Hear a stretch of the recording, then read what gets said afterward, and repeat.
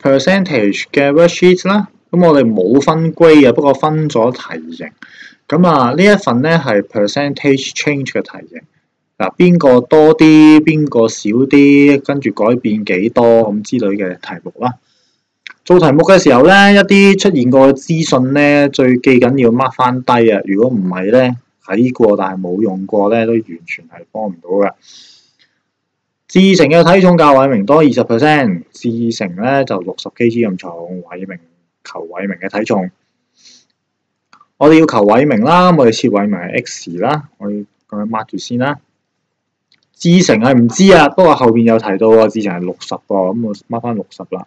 志成嘅體重係60，偉明多20%，偉明咧就係我哋要求嘅就係 X， 多20% 咧就係1加20%。OK， 咁搞掂啦，偉明多20% 咧就會等於係志成啦，等於係志成。咁所以第一句就係咁啦，60等於 X 括弧1加20%。好，如果咧你係計數機達人的話咧，咁咧你咪用計數機做啦。呢度有乘1加20% 咧，咁你咧就用計數機撳除1加20% 啦。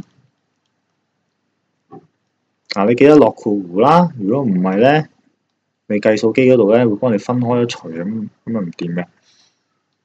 一除咧，咁就應該會計到50噶啦。咁所以咧，阿偉明咧就係50 kg。好，再落啦。素山咧就教阿志成少20%。阿素山係新人物咯喎，新人物整個新嘅英文俾佢啦 ，S 啦。素山係志成少20%，志成係60 kg， 少20%即係1減20%。咁搞掂啦喎，志成少咗1減20%，sorry， 志成少咗20% 咧，就會等於阿素山啦。咁所以第二句就咁啦。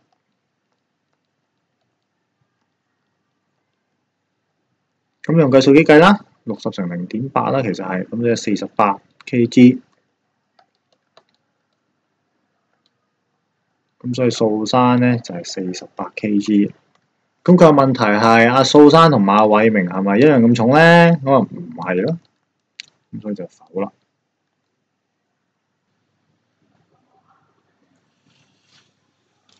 好，第二條。咁某學校有625個男仔啦，女仔較男仔少28%，求女仔嘅人數。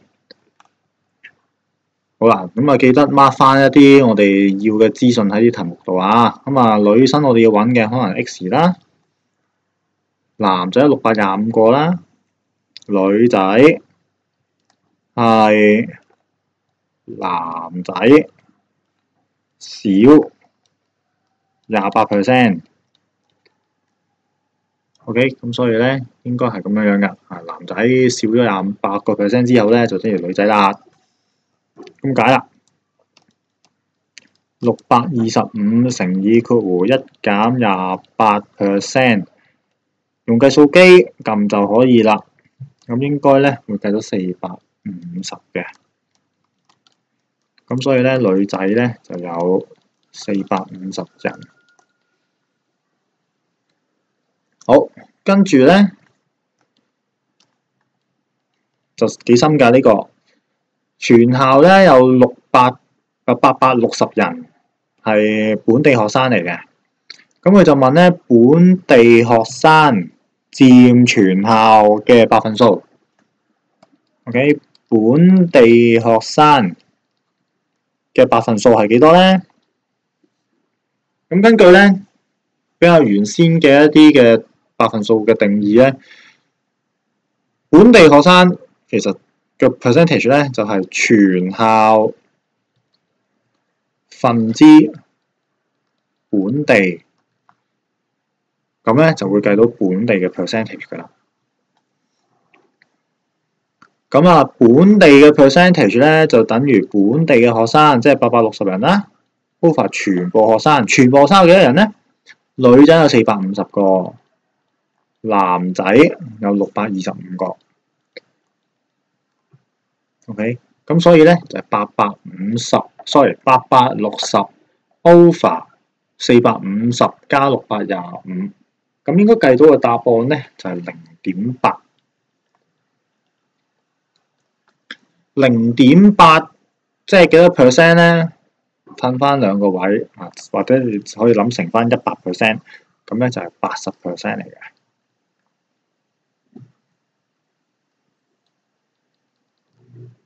好啦，最後 B2 啦。已知80% 嘅男生係本地學生，如果 X% 嘅女生都係本地學生，唔係求啊，寫出 X 的值。嗱，佢喺度話寫出啊，換言之咧，你係唔需要任何步驟，唔需要任何證明解釋㗎。呢個咧其實係一個一睇就睇到嘅答案嚟。你可以諗下，全世界嘅 local 嘅比例咧就係80%，男仔嘅 local 比例咧又係80%。咁所以咧，女仔嘅 local 比例咧都應該係有80%嘅。咁所以咧呢個 X 咧應該係80嚟嘅。OK， 明唔明白？男仔有80%，女仔有80%，先至會得出全世界都係80% 噶嘛。係一個好簡單嘅平均數嘅概念嚟嘅。第三條，在某調查中有172個男受訪者，女受訪者就少過男受訪者75%，求女受訪者嘅人數。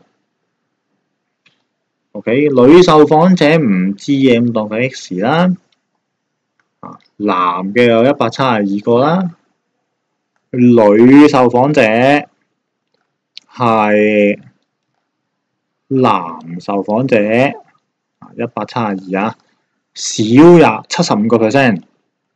呢啲唔知咩調查嚟㗎嚇，淨係訪問啲男仔嘅，少75%。好啦，咁所以咧得出一個咁樣嘅算式啦。X 等於172乘以1減75%。咁啊，撳計數機解決佢啦。咁應該會計到43嘅。Okay，所以咧女受訪者咧就43人。好，在該調查中，女受訪者所佔的百分數，同頭先嗰條咧本地生嗰條差唔多啊。女生嘅 percentage 用翻百分數嘅定義咧，就係全世界分之女生。女生嘅數目咧係43，全世界咧有幾多人咧？有172個男嘅，加43個女嘅。好啦，咁所以咧應該會你用計數機計啦，43除以172加43，咁應該計到0.2嘅。將佢寫翻做百分數嘅話咧，即係乘100% 啦，乘100變成20啦，即係20%。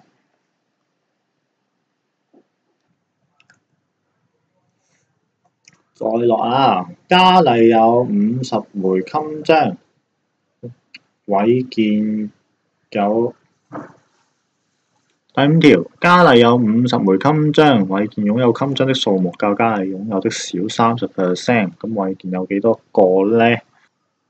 好啦，偉健唔知，咁偉健係 X 啦。嘉麗有50個，偉健嘅數目呢，就係嘉麗係50，就係嘉麗少30%。嘉麗少30% 咧，就係阿偉健啦。咁所以咧，第一句又搞掂啦噃。X 等於50乘以1減30%，咁即係50乘0.7啦，咁啊即係35。咁所以咧，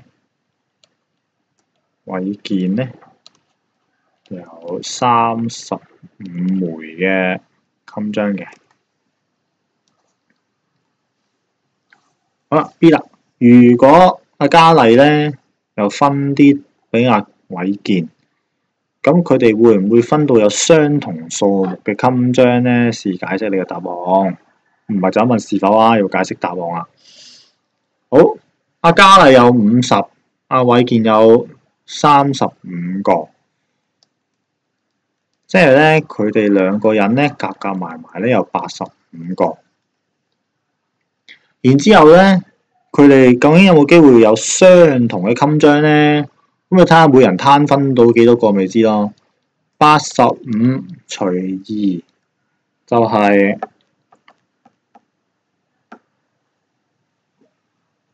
42.5，即係咧每人咧有42.5個的話咧，佢哋就有相同嘅襟章噶。咁當然呢個唔係一個整數啦，所以係冇可能發生㗎啦。咁所以咧，答案咧就係否嘅。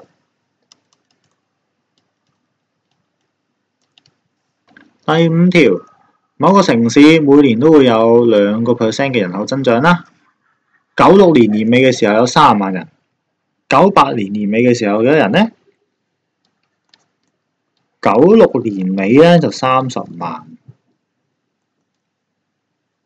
97年年尾嘅時候咧，就應該有30萬乘以增加2%啊，增加2%就係乘1加2%啦。咁如果到98年年尾嘅時候咧，就應該係97年嘅呢個數值，就再乘多一次1加2%啦。咁所以咧，最尾咧會計到即係乘呢個啊，30萬乘1.2乘1.2啊，咁應該計到312,120係312120人。A。好 B part，去到幾時咧人口先會超過330萬咧？咁咧，我哋咧可以咧用翻相同嘅方法咧繼續去乘都得嘅。咁啊，99年尾咧就係312,120就乘以1加22% 啦。跟住咧00年咧就再乘多次啦。